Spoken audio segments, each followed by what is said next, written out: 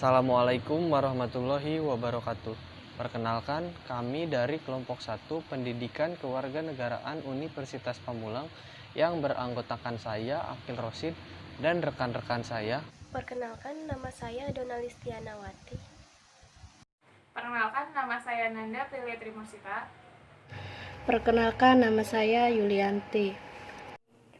Perkenalkan, nama saya Ahmad Rofiki. Baik, langsung aja kita ke materi, yaitu integrasi nasional. Integrasi nasional berasal dari dua kata, yaitu integrasi dan nasional. Integrasi sendiri berasal dari bahasa Latin, yaitu integrate, dan nasional berasal dari bahasa Inggris, yaitu nation. Menurut Dr. Nasaruddin Samsudin, integrasi nasional adalah proses penyatuan dalam berbagai aset kehidupan, yaitu sosial, ekonomi, politik, dan budaya. Secara keseluruhan, integrasi nasional adalah upaya yang dilakukan untuk mempersatukan atau menggabungkan perbedaan-perbedaan dalam kelompok sosial dan kelompok budaya untuk membentuk suatu kesatuan dan keselarasan dalam negara kesatuan Republik Indonesia. Dengan Bhinneka Tunggal Ika, seperti yang kita ketahui, bangsa Indonesia sangat kaya akan adanya perbedaan mulai dari bahasa, agama, hingga budaya. Oleh karena itu, penting bagi kita untuk memahami integritas nasional agar Indonesia bisa lebih bersatu lagi. Tujuan, fungsi, dan manfaat integrasi nasional yaitu bangsa Indonesia bisa saling menghargai dan menghormati satu sama lain, budaya Indonesia bisa lebih dikenal di mancanegara, budaya Indonesia bisa jadi kebanggaan kita bersama. Faktor pendorong integrasi nasional yaitu 1. Adanya rasa senasib seperjuangan.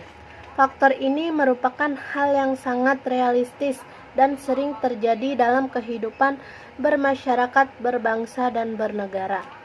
Seperti halnya pada masa kolonialisme, dulu Indonesia banyak sekali masyarakat berasal dari kalangan maupun berbagai suku bersatu bersama-sama melawan kolonialisme Belanda. 2. Memaknai ideologi nasional. Setiap negara mempunyai ideologi tersendiri sebagai pedoman dalam kehidupan berbangsa dan bernegara, termasuk Indonesia dan Pancasilanya. Ideologi Pancasila ini tidak bisa digantikan dengan ideologi lain, karena memang itu merupakan keputusan final yang telah dirancang oleh Founding Father kita sebagai pandangan hidup. 3. Keinginan untuk bersatu. Tidak semua perbedaan membuat perpecahan. Justru sebaliknya, keragaman itu membawa suatu masyarakat pada suatu keinginan untuk bersatu. Keinginan tersebut salah satunya bersatu untuk memperkuat suatu kelompok maupun negara. Mengingat persatuan merupakan cita-cita dan nilai-nilai dalam Pancasila yang harus ditetapkan dalam kehidupan. 4. Mengantisipasi ancaman dari luar. Ancaman dari luar bisa mempersatukan kelompok atau bangsa dalam suatu negara. Indonesia sudah sekian lama merdeka dengan beragam kebudayaan dan bertentangan wilayah yang berdaulat. Hal itu kemungkinan terjadinya suatu dari luar seperti pengambilan wilayah atau pulau paling luar. Ada beberapa faktor penghambat integrasi nasional. Yang pertama, keanekaragaman di Indonesia. Di Indonesia banyak sekali keanekaragaman, dari mulai suku, warna kulit, maupun agama. Namun masalahnya, beberapa masyarakat atau kalangan tertentu sulit untuk menerima keanekaragaman tersebut dan merasa bahwa dirinya lah yang lebih baik. Itu bisa menjadi penghambat integrasi nasional. Yang kedua, ketimpangan pembangunan. Suatu negara atau suatu wilayah tidak akan bisa meratakan seluruh wilayahnya, karena mungkin ada beberapa wilayah atau tempat tertentu yang sulit untuk dijangkau transportasi atau dari faktor lainnya.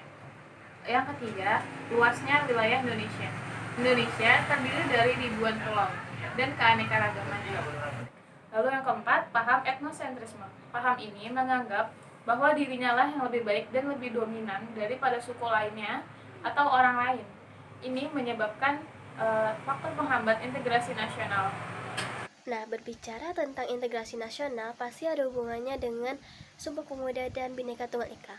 Pada tanggal 28 Oktober 1928, Sumpah Pemuda itu terjadi. Hubungannya dengan integrasi nasional adalah Sumpah Pemuda itu mengumpulkan seluruh pemuda-pemuda di Indonesia yang awalnya bersifat kedaerahan menjadi satu sifat nasional, guna menyampaikan aspirasi mereka mengenai kemerdekaan Indonesia. Sedangkan hubungan integrasi nasional dengan Bhinneka Tunggal Ika adalah Indonesia ini sangat beragam, mulai dari sukunya, agamanya, dan rasnya yang berbeda-beda.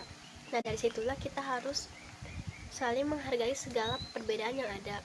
Jadi banyaknya kebudayaan dan keberagaman itu bukannya untuk memecah belahkan kita, tapi seharusnya menyatukan kita untuk menyelesaikan semua masalah yang ada dengan sudut pandang yang berbeda.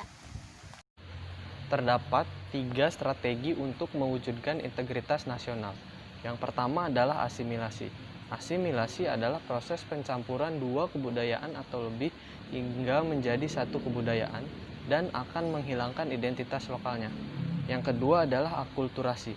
Akulturasi adalah proses pencampuran 2 kebudayaan atau lebih hingga menjadi satu kebudayaan, tetapi tidak menghilangkan identitas lokalnya. Dan yang ketiga adalah pluralis. Pluralis adalah paham yang menghargai adanya perbedaan dan mengizinkan perbedaan tersebut untuk hidup saling berdampingan dan berkembang. Dan demikian materi integrasi nasional dari kelompok 1. Atas perhatiannya terima kasih, kurang lebihnya mohon maaf. Billahi taufiq wal hidayah. Wassalamualaikum warahmatullahi wabarakatuh.